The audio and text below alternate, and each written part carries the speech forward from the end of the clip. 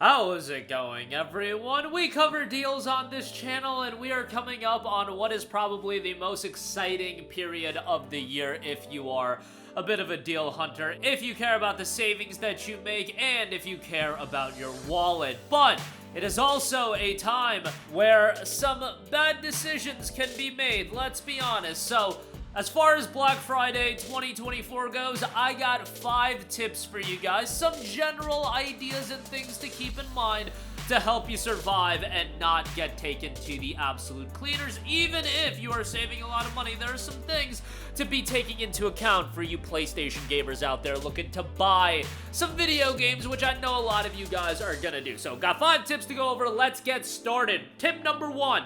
This is probably one of my most important, if not the most important tip in this entire list as far as something that I would absolutely recommend and a way where I think a lot of people unnecessarily spend a lot of money.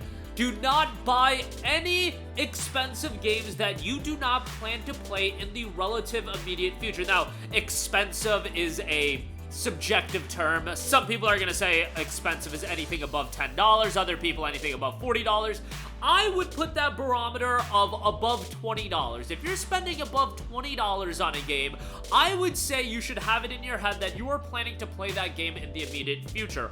Why do I say that? Well, it's very simple. Let's just take a game that recently came out. I don't know, Warhammer Space Marine 2. Let's take Space Marine 2 because I know a lot of people want to pick that up for Black Friday. That seems like a game that is really sought after. Let's say Space Marine 2 is discounted to $45 and you're just thinking, oh my god, my backlog's kind of crazy, but $45 for a game that just came out in September? Let me get Space Marine 2 now, I'll play it when I can. That is totally a bad way to go about it because yes, while Space Marine 2 in the context of November 2024, let's say it gets down to $45, looks like an incredibly spicy deal.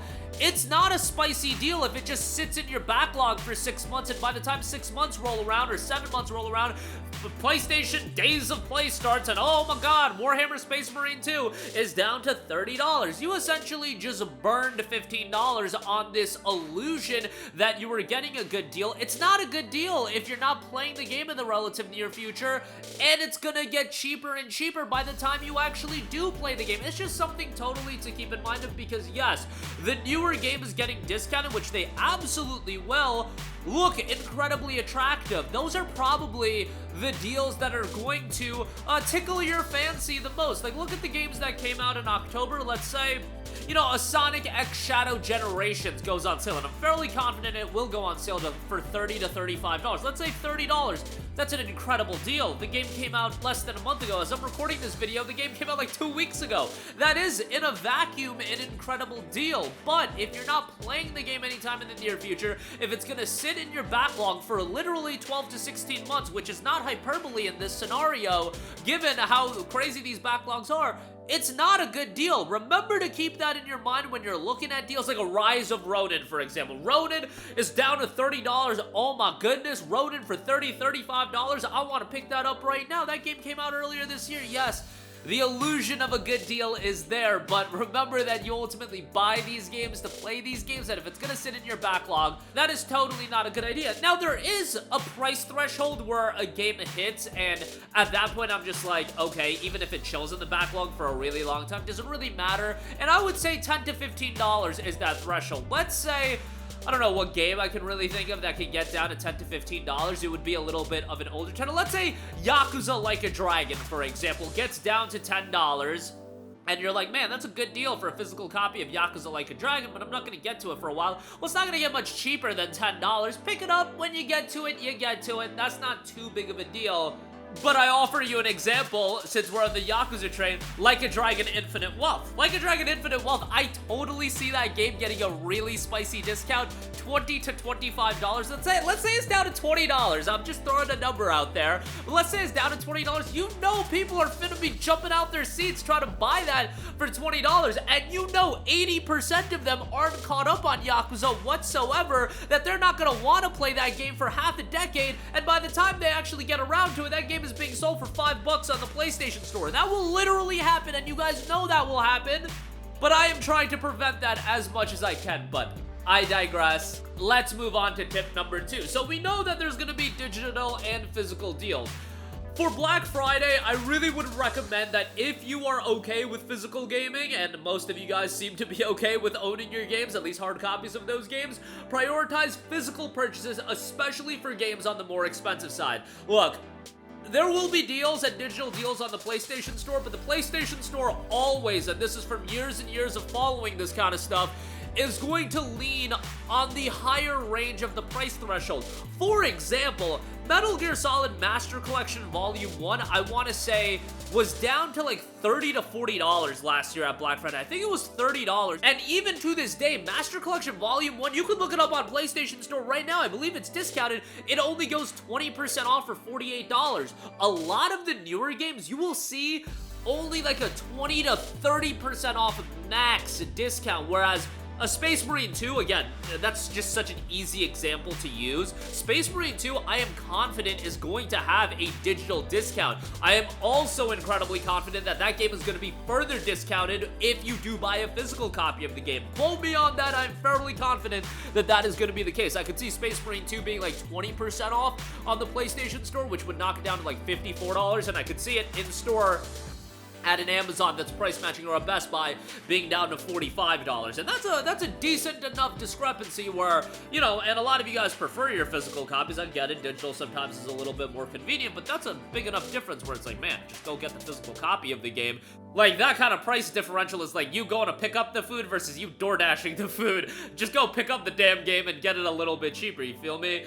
So as far as that's concerned, the newer games, I would say, prioritize physical purchases. Certainly, during the Black Friday sale on the PlayStation Store, have a look at it. There's gonna be some good stuff. But this brings me to point number 3. As far as the PlayStation Store goes, yes, there will be deals for Black Friday, but for digital deals, remember that the holiday sale is right around the corner, and that is really the massive PlayStation Store sale. Black Friday is nice, but that's more of an Amazon in-store thing, and the PS Store does have deals, but the holiday sale is like a 4-week-long extravaganza where they've got cycling deals after the 2-week mark, and there's a ton of stuff being put discounted on that. And remember that once you get to the holiday sale, a little bit lengthier of a window of time has passed, so they'll be more likely to put some of those newer games a little bit deeper on sale, or even on sale in the first place, like a Sonic X Shadow Generations. I just keep going back to that because I do see that being one of the newer games that is discounted throughout this entire period of the holidays. So, again, if you are more of a digital guy, maybe you got a PS5 Pro and you can't be bothered to get the disc drive and you're looking to pick up some games, holiday sale is right around the corner, and that's going to be a great opportunity for you to pick up a lot of games. Number 4, essential tip. A lot of you guys can't be troubled by going into stores. You're doing all your shopping on Amazon. Well, if you know how Amazon works, Amazon during the Black Friday period has a lot of lightning deals, a lot of flash deals, like a time to window deal.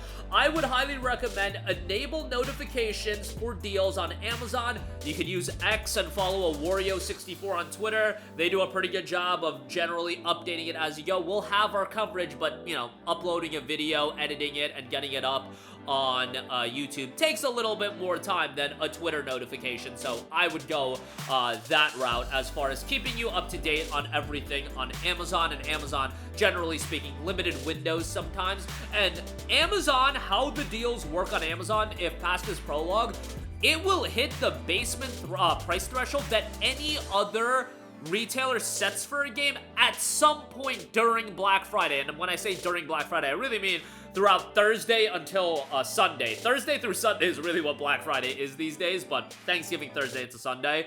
At some point, let's say Space Marine 2 is $40 at Best Buy. I'm giving Space Marine 2 so much plug, sponsor me, Focus, but nevertheless, Space Marine 2 is $40 at Best Buy. Just throwing out numbers here. If it's $40 at Best Buy, but Amazon for a while has it listed for, let's say, $50, at some point, it's gonna get its price dropped to $40 for a window of time, and it'll be there on Amazon for you to buy. That's why I would recommend having notifications, you know, following a Wario64. They're gonna be on top of stuff like that, so do be mindful of that.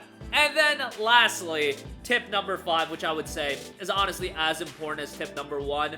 skipping the sale is totally fine. Not buying any games is totally fine, you guys. I know these backlogs are getting absolutely crazy, and I get it. Sometimes it is a little bit of a festive period. People talking about what they're picking up, and you see deals like a Dragon Infinite Wealth. Let's say it's $24.99. My God, that's a spicy deal for one of the best games of the year. Yeah, that does look incredibly spicy, but do you have 7 other Yakuza games that you gotta play before like a Dragon Infinite Wealth? Maybe that's not something that is completely necessary. Maybe you just circle back and play through Yakuza 0 for now, and you pick up like a Dragon Infinite Wealth next year when it's even cheaper, and you'll be ready to actually play it. And again, you guys got so many big games in your backlog. There are so many options. Maybe you're playing a live service game regularly. You got a finite amount of time. You got kids, you got a family, you got a 9 to 5. Like, I get it. Time is super finite, and I feel like we as gamers, especially in my age group, in your late 20s, early 30s, into your later 30s, 40s,